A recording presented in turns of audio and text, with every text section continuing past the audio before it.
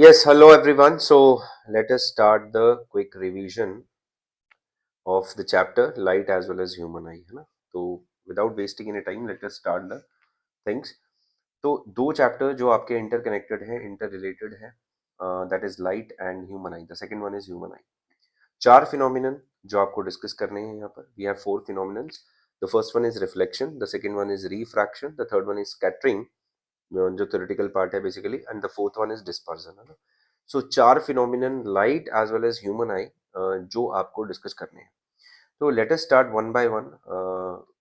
Firstly late us see the difference between the four ना, कि difference क्या है बेसिकली चारों में. अगर अपन बात करें तो what is the basic difference.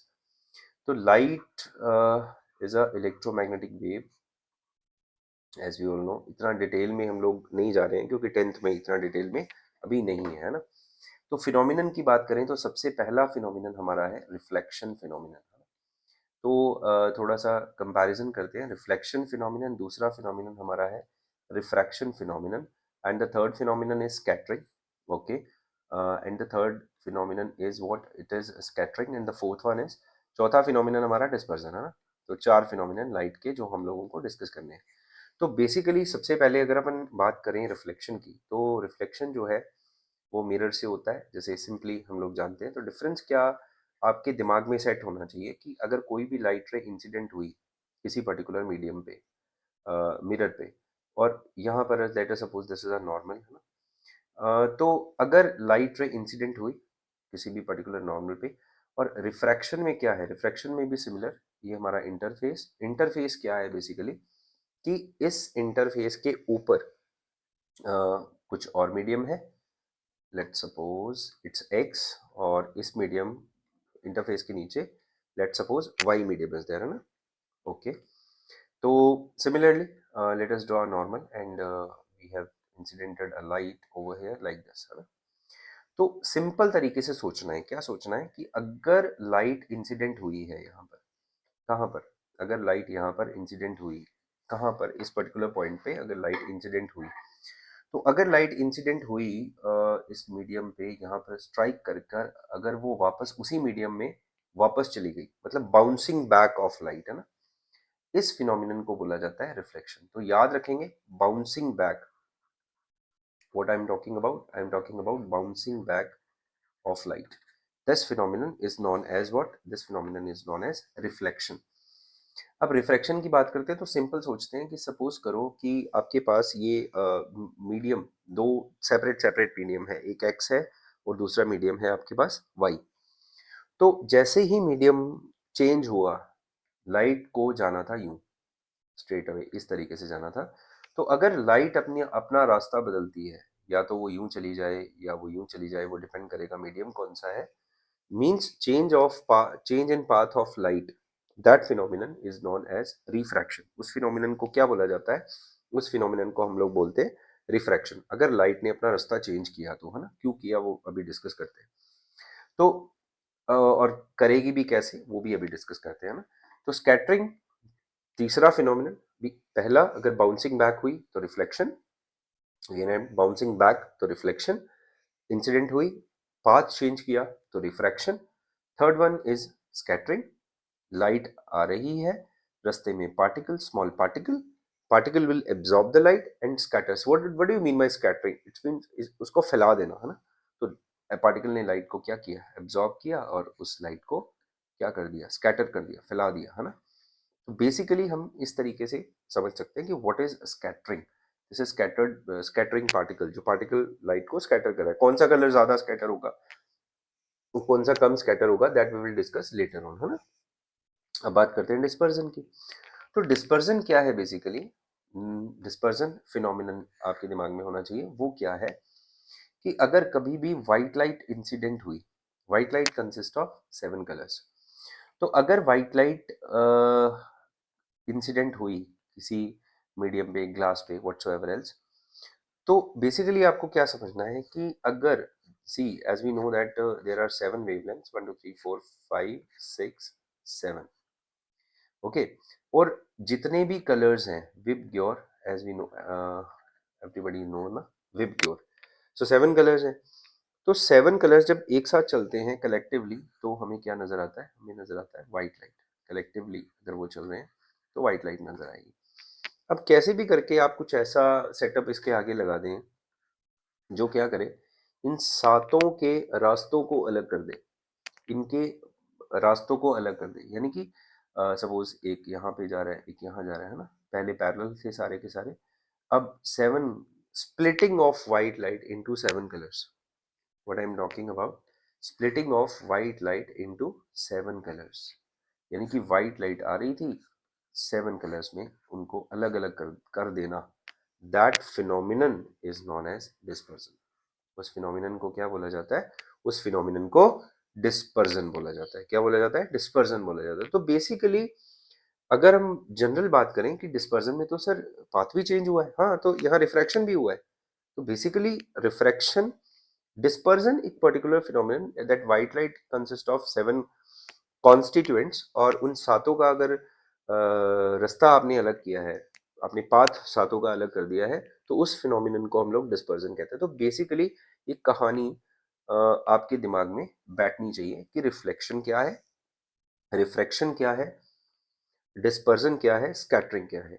Okay, so these are the 4 phenomenon which you have to keep in mind, है ना, 4 फिनोमिनन। तो 4 फिनोमिनन की बात करें तो अब अगर मैं in general, yes, previous page. So सबसे पहले जो हमारा फिनोमिनन निकल कर आता है that is reflection. So the first phenomenon of us that is reflection of light. तो रिफ्लेक्शन के बारे में डिस्कशन करते हैं that what is reflection of light, और इसमें आपको क्या क्या चीज़ें हैं जो डिस्कस करनी है ना, इसमें क्या क्या चीज़ें हैं जो आपको डिस्कस करनी है। यस, रिफ्लेक्शन में सबसे पहले आप क्या डिस्कस करेंगे? Laws of reflection. तो ये आपको मैं एनसीईआरटी में से ही, if you can see these are very simple, not a big deal here. तो रिफ्लेक्शन के लॉज की अगर बात करी जाए तो 2 लॉज हैं हमारे पास, that first one is angle of incidence is equal to angle of reflection.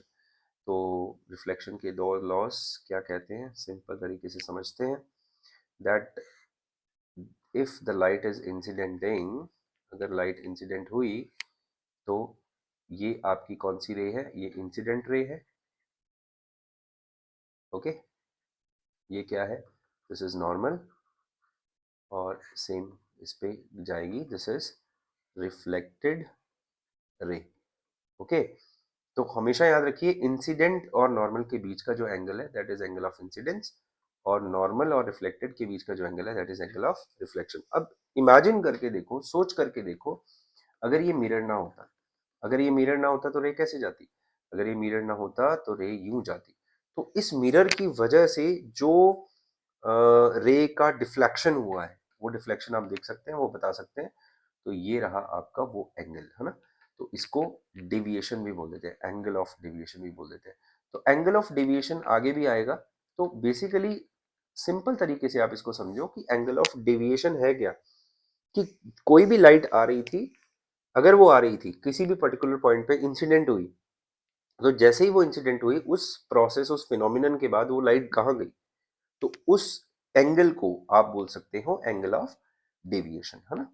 उसको हम एंगल ऑफ डेविएशन बोल सकते हैं। तो सिंपली अगर हम बात करें तो first one is angle of incidence is equal to angle of reflection, and the second one is incident ray normal to the mirror and the point of incident and reflected ray all lies in the same plane. Okay, तो simply ये आपको याद है, ये आपको पता है ना।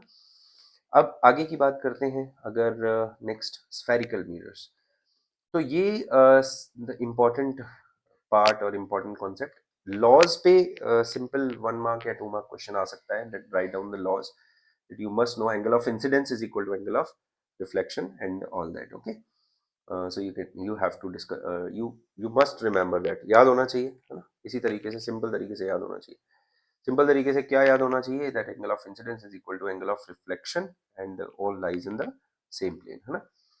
आगे बढ़ते हैं, स्फेरिकल मिरर्स की बात करते हैं। तो स्फेरिकल मिरर्स की बात करते हैं, सबसे पहले अगर अपन बात करें, 2 टाइप के spherical mirrors, spherical mirror are of 2 types. See, if we have a proper shape, let us suppose we have a sphere, है ना। अच्छा, हमारे पास एक होलोस्फेयर है, सिंपल सोचो, अगर हमारे पास एक होलोस्फेयर है, क्या है हमारे पास एक होलोस्फेयर, उसका अगर एक particular portion, if I just cut it down, if I'll just cut it down the particular portion of that hollow sphere, na, glass sphere.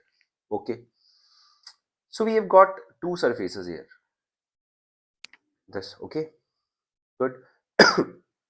दो surfaces इस तरीके से आप बना सकते हो. अब अगर आप सी, अगर आप यहां से देखते हैं और इसी सरफेस को अगर आप यहां से देखते हैं, तो दो टर्म्स मैं आपको फिर से बोलूंगा, डेफिनेशंस अगर पूछी जाती हैं कई बार. एक है bulged outward and one is bulged inward. So we have this kind of structure. We have this kind of structure. So if I am observing from here, bulge यहाँ से देखूंगा, हाँ इनवर्ड है, अंदर की तरफ है. अगर यहाँ से देखूंगा तो बल्ज आउटवर्ड है. तो अगर आप कुछ ऐसा करें कि इस सरफेस को पॉलिश कर दें. कौन सा सरफेस पॉलिश किया आपने? Bulged outward. बल्ज्ड आउटवर्ड वाले सरफेस को आपने पॉलिश कर दिया. तो अब यहाँ पर रिफ्लेक्टिंग सरफेस कौन सा हो गया? बल्ज इनवर्ड वाला रिफ्लेक्टिंग सरफेस हो गया, है ना. तो इस तरीके के मिरर को बोलते हैं कॉनकेव मिरर. अब खुद समझ जाएंगे, सिंपल. अगर मैंने बल्ज इनवर्ड वाले पोर्शन को क्या कर दिया? पॉलिश कर दिया, तो ये कौन सा मिरर बन जाएगा? कॉन्वेक्स. इसमें बल्ज्ड आउटवर्ड वाला जो सरफेस है वो आपका रिफ्लेक्टिंग सरफेस है. ओके, तो दो तरीके के मिरर हमारे पास हैं. एक है हमारे पास कनकेव मिरर, एक है हमारे पास कॉन्वेक्स मिरर. तो ये आपका हुआ कॉन्वेक्स मिरर. तो बेसिकली सिंपल तरीके से अगर हम सोचें तो ये चीज हमारे दिमाग में इस तरीके से बैठनी चाहिए, है ना. ओके, अब quick review, quick about the things. अच्छा, ये स्फेयर से आपने काटा था, या we have cutted the portion from this particular sphere. तो स्फेयर का जो भी सेंटर होगा, सपोज ये आपने, ये एक मिरर है, इतना इतना पोर्शन, बल्ज आउटवर्ड वाला पोर्शन आपने पॉलिश कर दिया. ऐसे केस में ये मिरर जिस भी स्फेयर का पार्ट था उसका सेंटर कहलाता है सेंटर ऑफ कर्वेचर. ओके, इस मिरर का जो सेंटर है उसको क्या बोलते हैं? उसको बोलते हैं पोल. ओके, अगर पोल को सेंटर ऑफ कर्वेचर से एक लाइन ज्वाइन कर दिया जाए, इसको बोलते हैं क्या? Principal axis. तो सिंपल तरीके से आप इसको लिख सकते हैं अपनी लैंग्वेज में, that centre of the mirror is known as pole. And जिस स्फेयर का मिरर पार्ट था उसका जो सेंटर है उसको हम क्या बोलते हैं? उसको हम सेंटर ऑफ कर्वेचर बोलते हैं. ओके, और centre of curvature, the line joining the centre of curvature and the pole of the mirror is known as principal axis. Okay, उसको हम क्या बोलते हैं? उसको हम प्रिंसिपल एक्सिस बोलते हैं. Okay, we have got this also. Now concave mirror की अगर अपन बात करें तो बेसिकली ये हमारी प्रिंसिपल एक्सिस हुई. अगर कोई भी रे पैरेलल आई, पैरेलल रे हमारे पास आई, या parallel ray, parallel to principal axis, so after reflection it will pass from a point, that point is known as focus. उस पॉइंट को क्या नाम दिया? उस पॉइंट को नाम दिया फोकस. ओके, उस पॉइंट को नाम दिया फोकस. अब मेन कंटेंट अगर हम बात करें, सिंपल चीजें अगर हम सोचें यहाँ पर, तो बहुत सारे बच्चे जनरली जो कंफ्यूजन का पार्ट है, ये आप मैथ्स में पढ़ चुके हैं कि अगर कोई भी कर्व्ड पार्ट है और उस पर्टिकुलर एक पॉइंट पे अगर आप टेंजेंट ड्रॉ करते हैं, टेंजेंट ड्रॉ करके और उस टेंजेंट पे अगर आप 90 डिग्री ड्रॉ करेंगे तो वो कहाँ से पास होगा? हमेशा वो सेंटर ऑफ कर्वेचर से पास होगा. That will always pass from centre of curvature. तो वो सेंटर ऑफ कर्वेचर से पास होगा, है ना. तो ये आप याद रखिएगा. तो अगर सेंटर ऑफ कर्वेचर से पास होगा तो यहाँ पर अगर हम देखें तो यहाँ पर कुछ इस तरीके से आपकी वो टेंजेंट बनेगी, और इस टेंजेंट पे अगर 90 ड्रॉ करें तो कुछ इस तरीके का नॉर्मल आपको देखने को मिलेगा. ये आपका एंगल ऑफ इंसिडेंस हो गया, ये आपका एंगल ऑफ रिफ्लेक्शन हो गया. तो बेसिकली अगर हम मिरर की बात करें तो मिरर में अगर पैरेलल रे है, कहाँ से पास हो रही है? फोकस से पास हो रही है. सिंपल तरीके से आप इसको समझ सकते हैं, कोई इसमें कॉम्प्लिकेशंस नहीं है, है ना। तो प्रिंसिपल एक्सिस क्या है, पोल क्या है, सेंटर ऑफ कर्वेचर क्या है, और जहाँ पर ये इंसिडेंट सॉरी प्रिंसिपल एक्सिस के साथ मीट करती है और ये आपका पोल हुआ, तो पोल और फोकस के बीच का जो डिस्टेंस है उसको बोला जाता है focal length, that is known as focal length. Okay, उसको क्या बोलते हैं, उसको बोलते हैं focal length, simple, centre of curvature. Mirror के केस में एक रिलेशन और वैलिड होता है, ये सेंटर है आपका, यहाँ पर इसको बोलते हैं radius of curvature, this is radius of curvature and radius of curvature is 2 times of focal length. अब एक चीज और शायद अभी नहीं पूछी जाए, ये जो जितनी भी रेस पैरेलल होती हैं प्रिंसिपल एक्सिस के, these are paraxial rays. अब ये पैरा एक्सियल रेस को अगर हम बात करें तो what is paraxial rays, which are close to principal axis.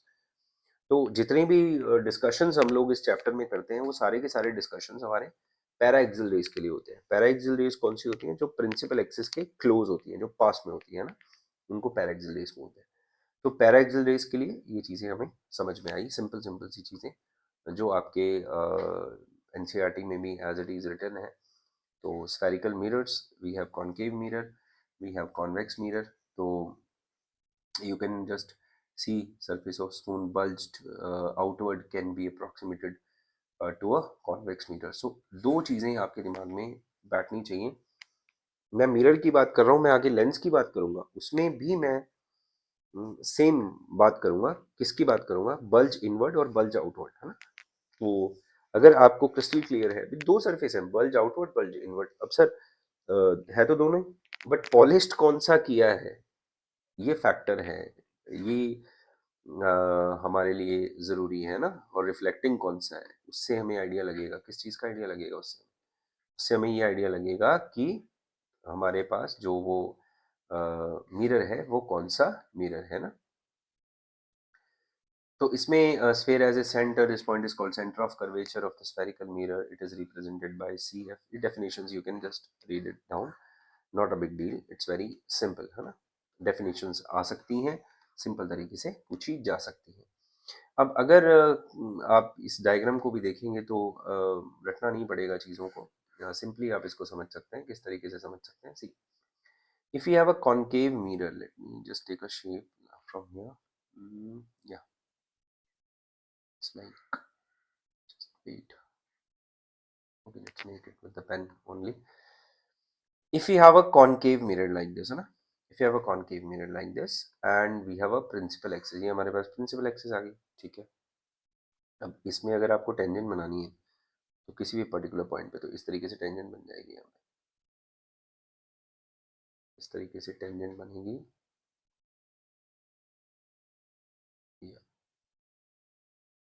Let it delete this. Tangent किस तरीके से बन जाएगी, इस पर्टिकुलर पॉइंट पे टेंजेंट, फिर नॉर्मल, तो ऐसे बनेगी नॉर्मल।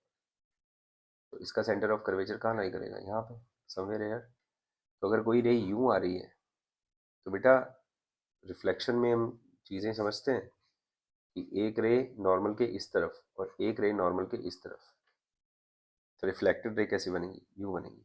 अब जब कॉन्वेक्स की बारी आती है तो कॉन्वेक्स में स्टूडेंट्स क्या मिस्टेक करते हैं, कॉमन मिस्टेक है ये, they draw it like this.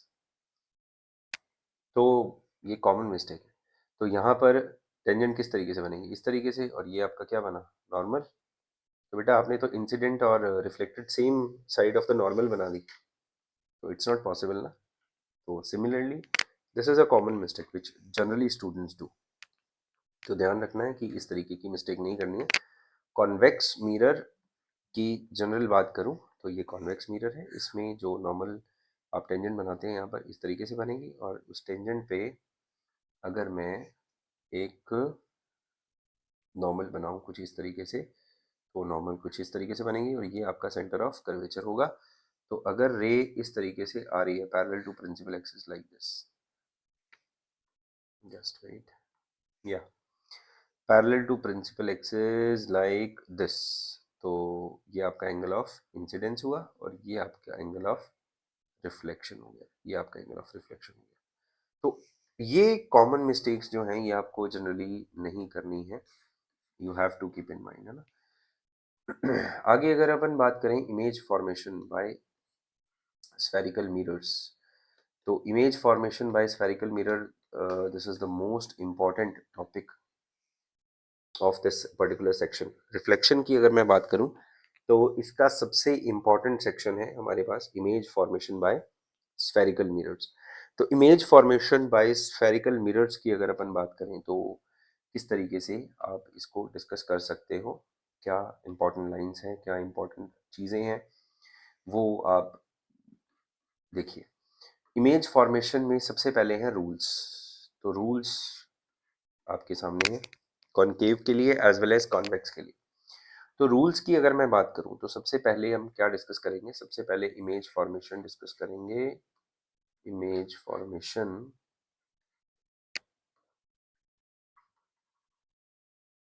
Image formation, इसमें हम डिस्कस करेंगे रूल्स। सबसे पहले it's a kind of rules ना। तो सबसे पहला रूल क्या बोलता है कि अगर कोई कॉनकेव मिरर है मेरे पास और अगर मेरे पास एक कॉन्वेक्स मिरर है and we are drawing a principal axis, like this is a principal axis, okay, and a ray is incidenting parallel to principal axis like this. So after reflection it will pass from focus, that's it. और यहाँ पर after reflection it will appears to pass from a point that is focus.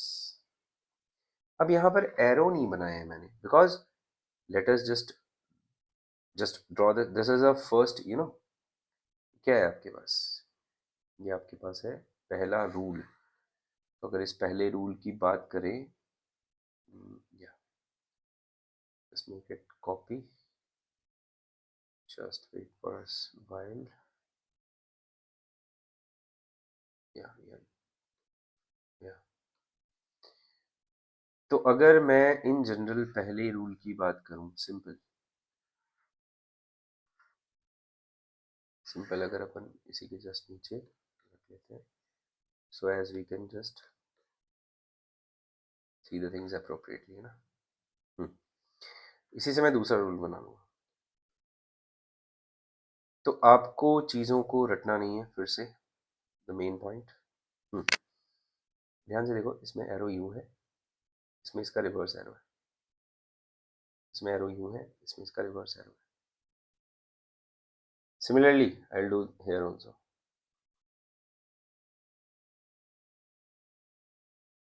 तो यहाँ क्या सीखा, we have learn from here that if a ray is parallel to principal axis, if a ray, जो बनाया वही लिख रहे हैं, जो बना रहे हैं वही हम लोग लिख रहे हैं, just if a ray is parallel to principal axis,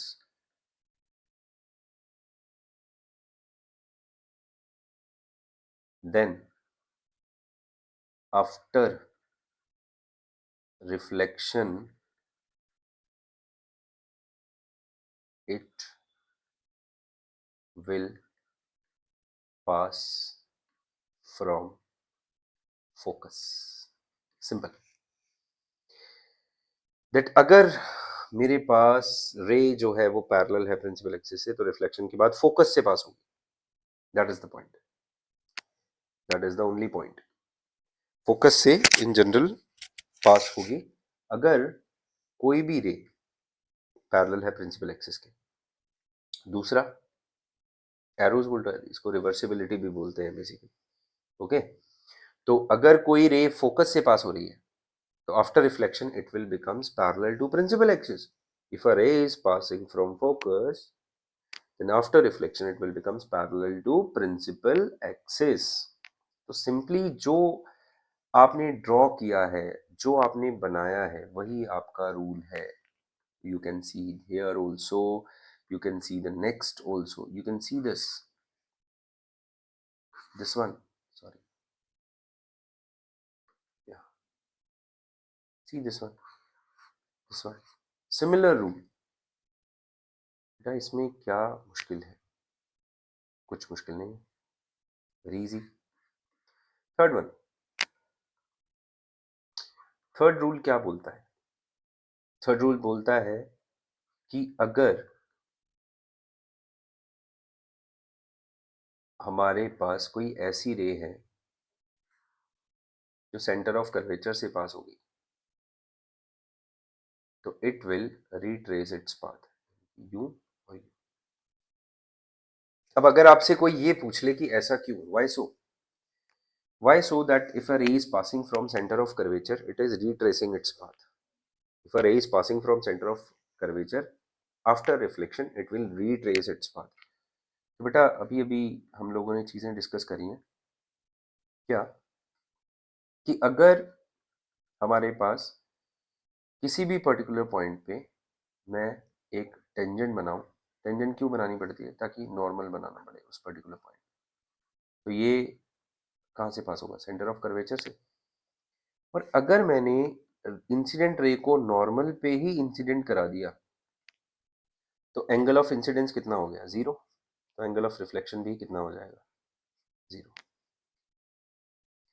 तो this is the reason, this is the you know ये कारण है, this is the reason why it is retracing its path, क्योंकि यहाँ पर एंगल ऑफ इंसिडेंस की value जो है वो आपकी जीरो है, तो एंगल ऑफ रिफ्लेक्शन भी जीरो होगा।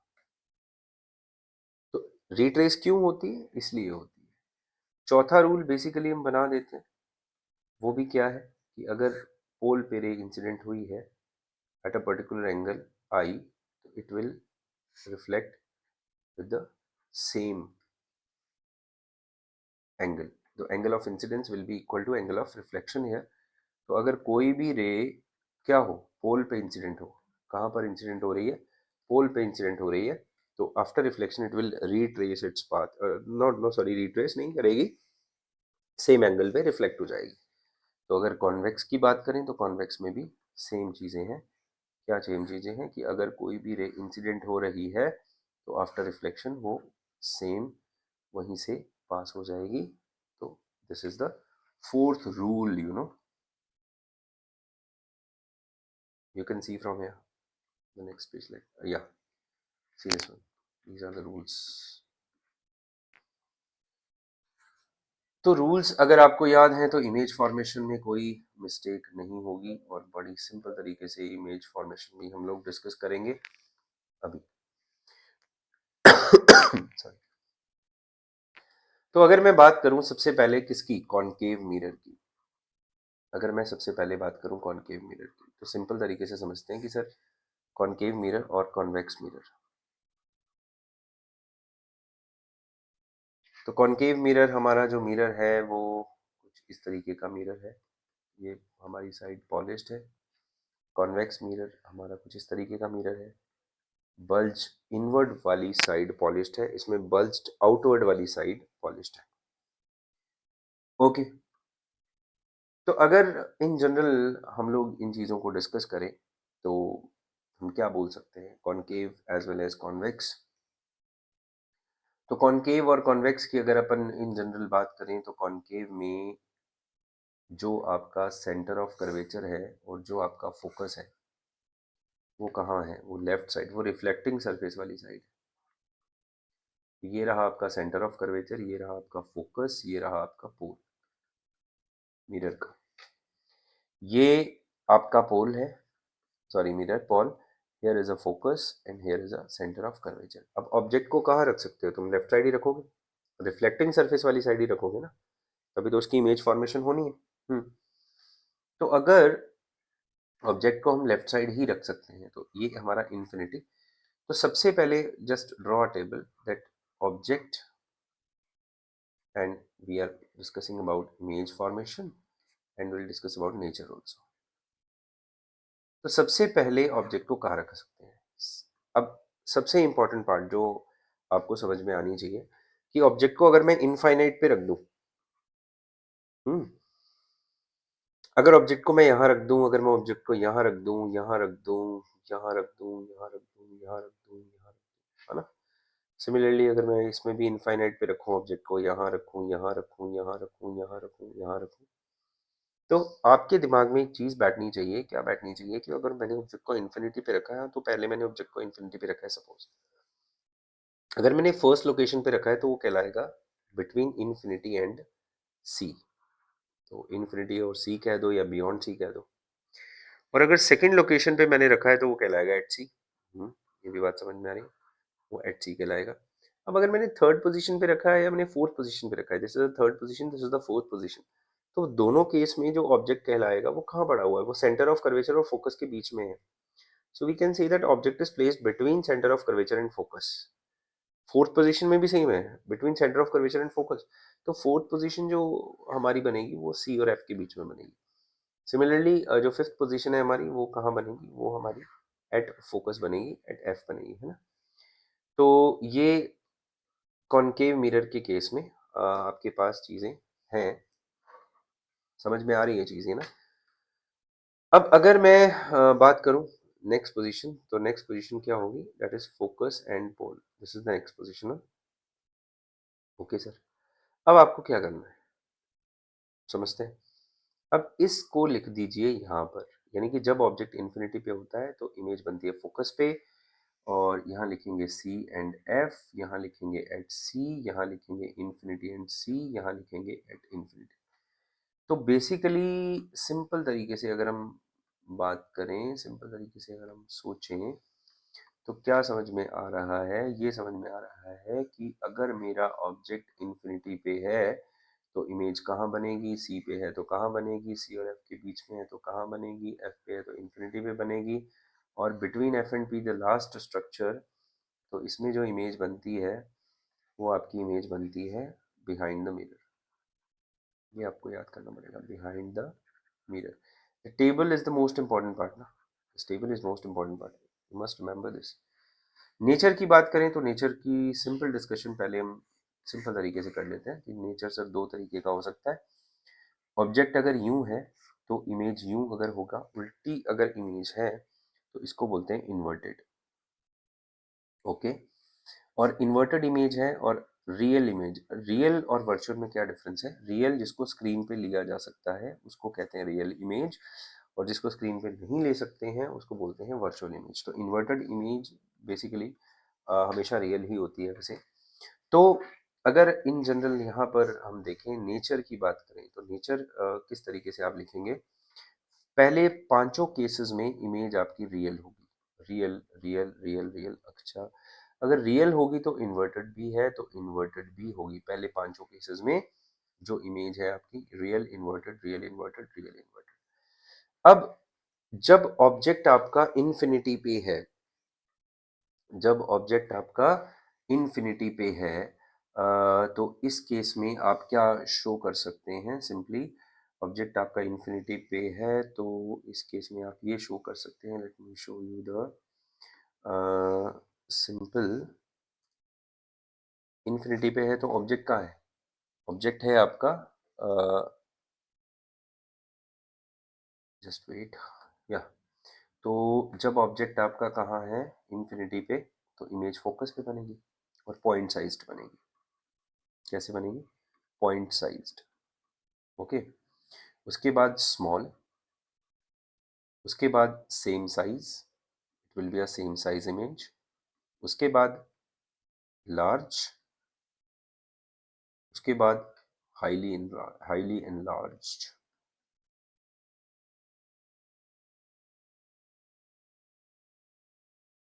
ओके, और लास्ट केस में जो इमेज आपकी बनती है वो मैग्नीफाइड भी कह सकते हो या लार्ज भी कह सकते हो।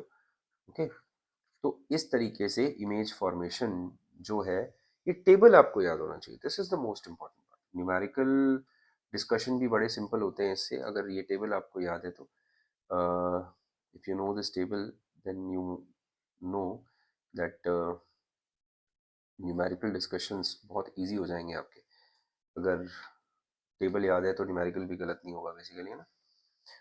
अब दूसरी बात करते हैं, अब बात करते हैं हम किसकी, कॉन्वेक्स मिरर की। तो कॉन्वेक्स मिरर में तो बेटा दो ही केस बनेंगे, क्यों सर, क्योंकि फोकस और centre of curvature is towards right side of the mirror ना। लेफ्ट साइड में तो या तो इन्फिनिटी पे रख सकते हो या, अब वन टू थ्री सबको क्या बोलोगे यार, कहाँ पड़ा है सब, सब ऑब्जेक्ट्स कहाँ है, सारे ऑब्जेक्ट्स इन्फिनिटी और पोल के बीच में, चाहे आप फर्स्ट पे रखो, सेकंड पे रखो, third, fourth, fifth, six, whatsoever else you are observing ना, तो सारे जो आपके ऑब्जेक्ट लोकेशंस हैं वो बिटवीन इन्फिनिटी और पोल है, बिटवीन इन्फिनिटी और पोल। तो अगर बिटवीन इन्फिनिटी और पोल है तो मुझे नहीं लगता बेटा, it's very simple. So we have only two, you know, you can say you have only two cases in case of this. तो ऑब्जेक्ट की बात करें और यहाँ पर अगर अपन टेबल की बात करें, इमेज की बात करें, ये मोस्ट इंपॉर्टेंट है बेटा, most important.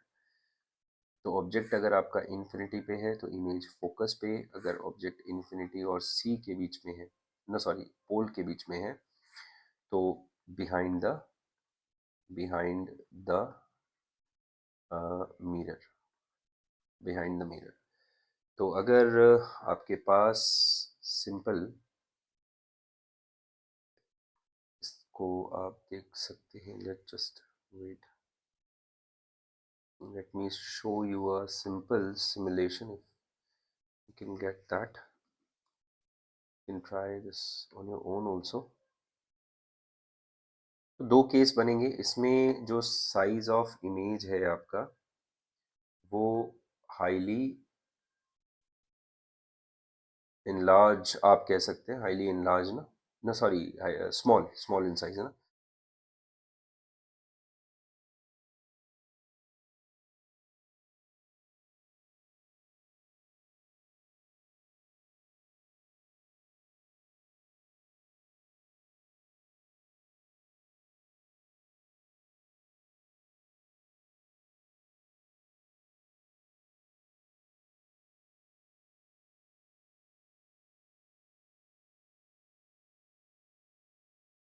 Yes, if you can C, if you can hear also, तो इसमें अगर अपन जनरल बात करें तो आपके सामने अगर हमारे पास ये जनरली बात करें, यू कैन सी हियर, हाँ, इसमें अगर सिंपल देखो, ये आपका इसमें जो शो कर रहा है रेडियस ऑफ कर्वेचर 180 है, लेट अस मेक इट 200, इसको 200 कर देते हैं, 200 किया है इसको।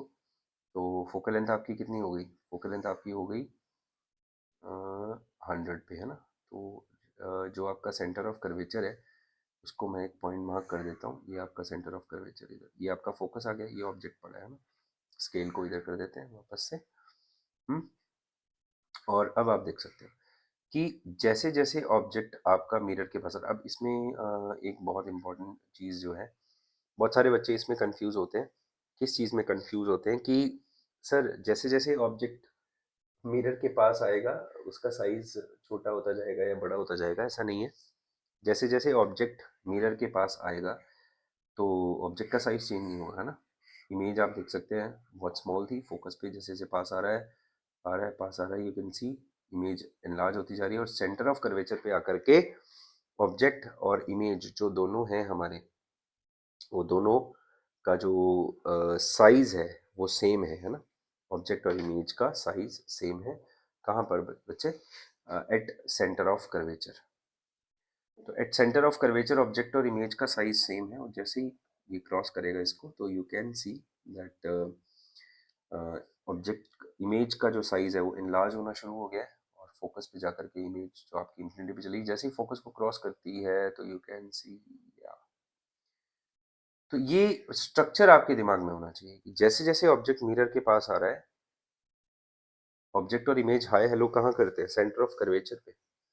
इन्वर्टेड इमेज है, जैसे आगे जा रहे हो तो फोकस से जैसे ही क्रॉस हुआ तो इमेज जो आपकी बिहाइंड द मिरर चली गई और इरेक्ट भी है।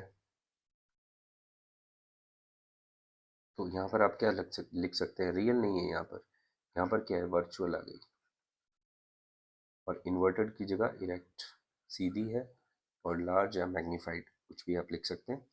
अब ज़रा चेक करते हैं इस केस में, which case, second case, let us change the mirror, see this is a convex mirror ना। तो बेटा इसका रेडियस ऑफ कर्वेचर कितना, 200, तो फोकस इसका यहाँ पर है। इसमें एक चीज़ और इम्पॉर्टेंट है, आप देखिए, ऑब्जेक्ट को पास ला रहे हैं तो इमेज भी पास आ रही है, लेकिन अगर आप इन्फिनिटी पे किसको लेकर के चले जाएंगे, अगर आप इन्फिनिटी पे ऑब्जेक्ट को लेकर के चले जाएंगे, एक सिंपल मैकेनिज्म आपको समझा देते हैं कि अगर इन्फिनिटी पे ऑब्जेक्ट है तो इमेज का बन रही है, इमेज बन रही है फोकस पे। उसके बाद अगर आप ऑब्जेक्ट को पास लेकर के आ रहे हैं तो just see the just wait, अगर आपके पास ऑब्जेक्ट इन्फिनिटी पे है तो इमेज का बन रही है फोकस पे, ठीक है। अब अगर आप ऑब्जेक्ट को पास लेकर के आ रहे हैं तो इमेज आपकी किधर शिफ्ट हो रही है, फोकस से टूवर्ड्स पोल शिफ्ट हो रही है। Let us see the simulation once again. See this, object को पास लेके आ रहे हो तो इमेज आपकी मिरर के पास शिफ्ट हो रही है। तो इससे क्या आइडिया लगा सकते हैं, you can think from this. Okay, just wait wait wait, yeah yes, तो if you can see this, just wait, या इससे आप क्या आइडिया लगा सकते हो, इससे आप ये आइडिया लगा सकते हो, क्या आइडिया लग सकता है कि अगर कॉन्वेक्स मिरर की बात करी जाए, let me take the next page. अगर बात करी जाए कॉन्वेक्स मिरर की, तो कॉन्वेक्स मिरर में फोकस और पोल हमेशा जो इमेज है वो यहीं बनेगी और स्मॉल इन साइज बनेगी। तो अगर क्वेश्चन कुछ इस तरीके से पूछ लिया जाए, एमसीक्यू पैटर्न, एमसीक्यू में अगर इस तरीके का सवाल आए, जस्ट कि आपको एक कॉन्वेक्स मिरर दे दिया जाए, कॉन्वेक्स मिरर दे दिया जाए, उसका फोकल लेंथ लिख दिया जाए कि 20 सेंटीमीटर है, और ऑब्जेक्ट डिस्टेंस दे दिया जाए, लेट अस सपोज कुछ भी 40, ओके। फोकल लेंथ 20 सेंटीमीटर दे दिया जाए, ऑब्जेक्ट डिस्टेंस आपको 40 सेंटीमीटर दे दिया जाए, कॉन्वेक्स मिरर है, और ऑप्शन 4 दे दिए जाए कि वीज less than 20, v is greater than 20, second option, third option is v is equal to 20 in none of this. तो बेटा बहुत सारे बच्चे इसको कैलकुलेट करना शुरू कर देंगे, मिरर फॉर्मूला लगाएंगे 1/f equals to 1/v plus 1/u, and you start calculating it. So if you start calculating it, so in that case, अगर आपने कैलकुलेट करना शुरू कर दिया तो बेटा you won't be, you will be able to find the answer, but you will take some time, you will take some time। third option is v equal to 20 ना, and the fourth option is none of these, तो आपको time लगेगा। लेकिन जिस बच्चे के दिमाग में ये चीज़ बैठी हुई है कि कॉन्वेक्स मिरर के केस में आप ऑब्जेक्ट को कहाँ भी प्लेस करें, जो आपका इमेज डिस्टेंस है, यानी कि जो v है, v is image distance basically, वो हमेशा फोकल लेंथ से कम होता है। तो फोकल लेंथ अगर आपके पास यहाँ पर 20 सेंटीमीटर है तो यहाँ पर v की वैल्यू, कौन सा ऑप्शन सही हो जाएगा, then a second you can answer this, v is less than 20। तो convex mirror, that's why I've just you have to see the simulation, because every time you can see that v can't be ना, तो अगर calculation आती भी है तो you can cross check your answer also. ये चीज़ें आपके दिमाग में बैठनी चाहिए। अच्छा, इमेज की बात करें तो इमेज इसमें क्या होगी आपकी, इरेक्ट, यहाँ भी इरेक्ट, यहाँ पे पॉइंट साइज्ड, यहाँ पे स्मॉल इन साइज, लास्ट तो होगी नहीं इसमें, और इरेक्ट है तो वर्चुअल, इसमें भी वर्चुअल। तो ये टेबल आपको अच्छे से याद होना चाहिए। अगर ये टेबल आपको याद है, if you remember this table, then you can draw the ray diagrams also, then you can draw the ray diagrams also if you know the previous one, that that part which I am talking about, I'm talking about that one na, uh, reflection part, previous one, जो अगर मैं बात करूं previous कौन सी मैं बात कर रहा हूँ, दैट रूल्स, सॉरी। तो अगर रूल्स भी आपको पता है तो रे डायग्राम्स आपके लिए मुश्किल नहीं है। अब रे डायग्राम्स बनाने कैसे हैं, let us try to make on a single page. Ray diagram हमेशा आपको बनने के बाद कभी समझ में नहीं आएगा, आपको समझ में आएगा बनते वक्त। जब वो बन रहा है then only you are able to just understand those ray diagrams, है ना। तो कैसे, उसकी बात करते हैं। रे डायग्राम्स के केस में let us suppose, first of all let us draw a concave mirror, the first one. Table भी आपके दिमाग में सेट होना चाहिए। The concave mirror, the concave mirror, concave mirror, the concave mirror and the concave mirror. अब सबसे पहले आप लोग प्रिंसिपल एक्सिस बना लीजिए, मिरर्स की प्रिंसिपल एक्सिस बना लीजिए। ये मिरर की प्रिंसिपल एक्सिस, ये इस मिरर की principal axis. Okay, got it. तो सारे मिरर्स की प्रिंसिपल एक्सिस बनाने के बाद सबसे पहले मैं रे डायग्राम बना रहा हूँ कॉनकेव मिरर का। इसका रे डायग्राम बना रहा हूँ, कॉनकेव मिरर का रे डायग्राम बना रहा हूँ। तो कॉनकेव मिरर के रे डायग्राम्स में जो चीज़ें आपको ध्यान में रखनी है वो क्या है, सुनिए। तो कॉनकेव मिरर का जो रे डायग्राम है, उस रे डायग्राम की अगर अपन बात करें तो इस तरीके से आपको क्या करना है। Okay, last one side hidden. Okay, late us draw. पहले पहले 5 बनाते हैं। अब सबसे पहले आप क्या करेंगे, सबसे पहले आप ऑब्जेक्ट बना देंगे ना। सबसे पहले आप ऑब्जेक्ट इन्फिनिटी पे बनाएंगे। इन्फिनिटी पे बनाएंगे तो वो पता है आपको कि जो इन्फिनिटी पे अगर ऑब्जेक्ट है तो उसकी इमेज कहाँ बनती है, फोकस पे। तो it's a very simple diagram, इसमें तो कोई कॉम्प्लिकेशन नहीं है कि हाँ ऑब्जेक्ट आपका कहाँ है, ऑब्जेक्ट आपका इन्फिनिटी पे है तो इमेज कहाँ बन गई, फोकस पे बन गई इमेज। ठीक है, ऑब्जेक्ट एट इन्फिनिटी और इमेज कहाँ बन गई, फोकस पे। अब दूसरे डायग्राम में, तीसरे डायग्राम में, चौथे डायग्राम में और पांचवें diagram, the fifth one, what you have to do that is important. First of all, as we know that if the object is placed between infinity and c, ये मेरा object place है यहाँ पर, तो image का बननी है ये मुझे पता है, और स्मॉल साइज बननी है। तो सेंटर ऑफ कर्वेचर कहीं भी आप रैंडम एट रैंडम मार्क करें, फोकस अभी मार्क मत करें, और इमेज बना लीजिए small in size. Similarly third one में अगर सेंटर ऑफ कर्वेचर पे आपका ऑब्जेक्ट है तो आपको पता है कि इमेज भी सेम साइज बनती है, तो सेम साइज इमेज बना दी मैंने। फोर्थ केस में मैं जानता हूं कि अगर मेरा ऑब्जेक्ट यहाँ है तो इमेज लार्ज इन साइज बनेगी इस तरीके से, तो यहाँ सेंटर ऑफ कर्वेचर। अब आपको क्या करना है, a simple sequence, only a fix sequence is there. देखो, दो रेज आपको हमेशा याद रखनी है। Two rays you have to keep in mind. One is parallel to principal axis that will pass from focus. Don't draw focus first of all. So किसी भी line को बनाने के लिए दो पॉइंट्स की रिक्वायरमेंट होती है। तो आपको क्या करना है, just see this, just draw one ray parallel, one ray parallel, one ray parallel. Okay, and after reflection इस रे को आप क्या करेंगे, ये एक पॉइंट है, ये आपने इमेज का टिप है, ये रहा, ये लो, ज्वाइन करो इसको। Similarly here also join this one.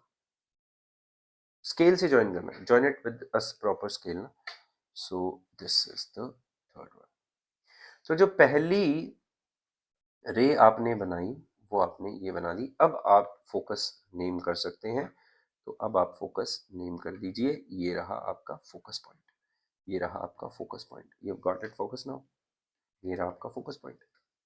Okay, दूसरी रे जो आपको बनानी है वो आपको बनानी है कौन सी, वो आपको बनानी है ऑब्जेक्ट का टॉप, और ज्वाइन करें उसको किसके साथ, ज्वाइन करें उसको, आप ज्वाइन करें पोल के साथ। तो ये रहा ऑब्जेक्ट का top, sorry let me take a scale, ये रहा ऑब्जेक्ट का टॉप, इसको मैंने ज्वाइन किया किसके साथ, पोल के साथ।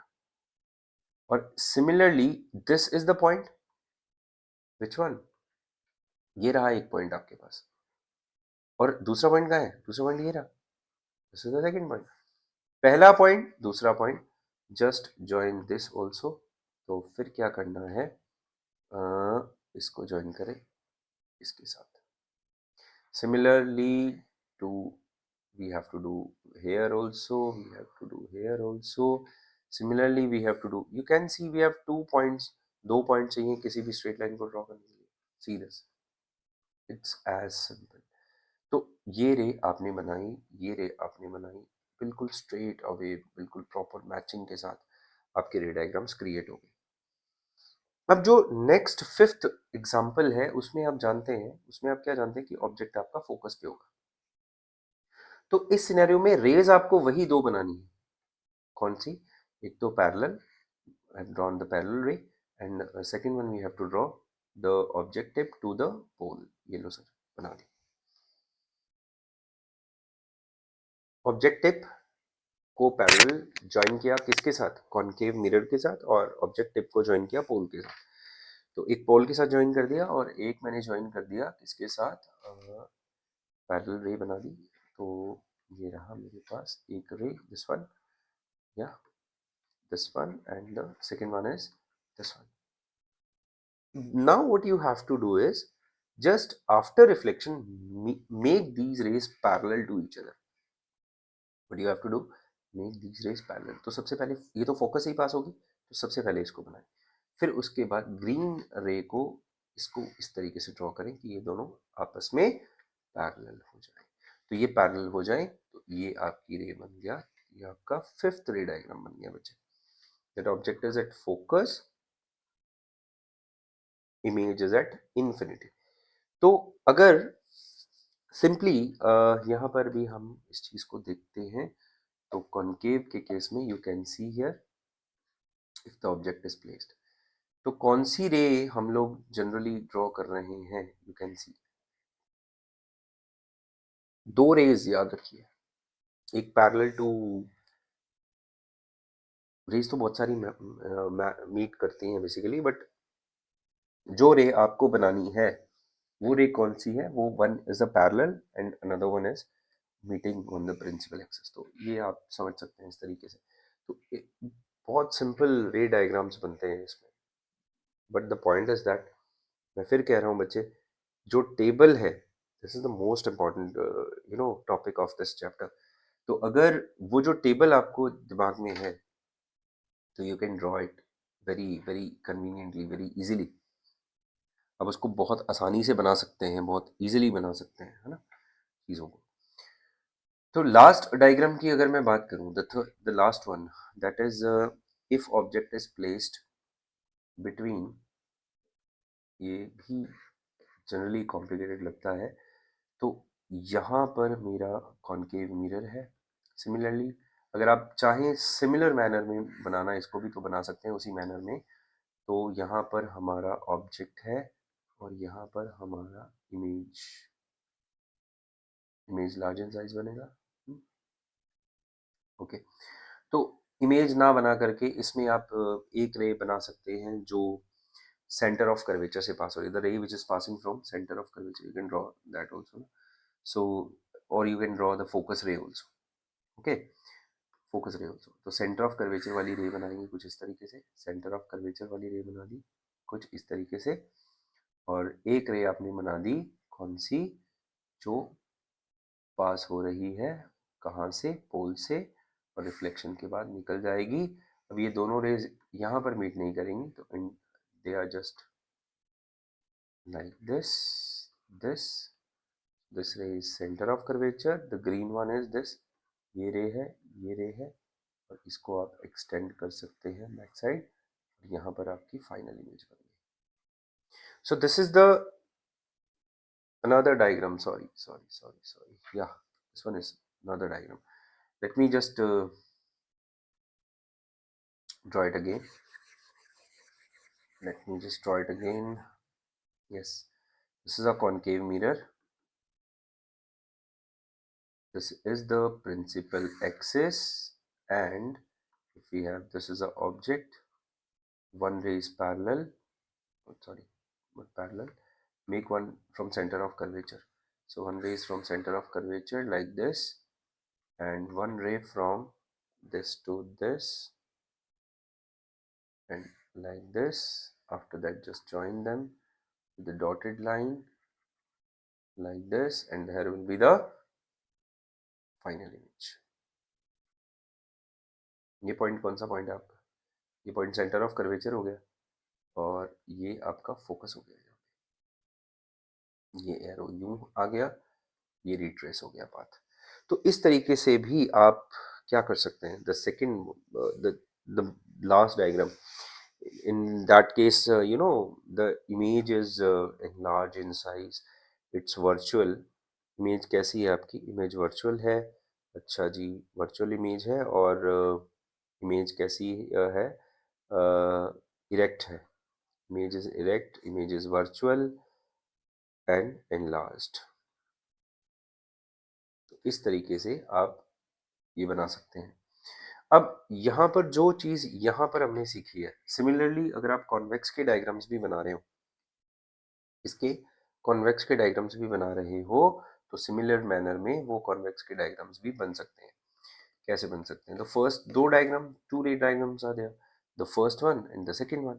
तो first one with comparatively easy है। फर्स्ट वन वाले में क्या करना है, ये आपका पैरेलल रे है, ये पैरेलल आया, ये कहाँ से पास हुआ, ये away, this is a parallel. अब इसको आप एक्सटेंड कर दीजिए, let us extend that. So if you are extending, it will be like this and it will be like this. So extend it appropriately. So this is the first diagram when object is at infinity. In that case, image will be forming at focus. Focus पे image form हो रही है। तो अगर focus पे image form हो रही है और आपकी ये इमेज कैसी है, ये इमेज है small in size, point sized image है बच्चे, point sized image, point sized image focus पे है ना। सिमिलरली अगर अपन बात करें किसकी, नेक्स्ट सेक्शन की, अगर ऑब्जेक्ट आपका, तो आपको पता है ऑब्जेक्ट यहाँ पर पड़ा है और इसकी image one ray parallel and one ray on the pole. Similarly, now in this case, after reflection, what is happening? After reflection, this ray will goes like this, and this ray will goes like this. अब इनको extend करना है, बाकी सब फंडा phenomenon same है बच्चे। Just extend that in the back side, also this one in the back side. This is the image formation. This point is focus. So if object is in between infinity and C, image will be forming behind the mirror.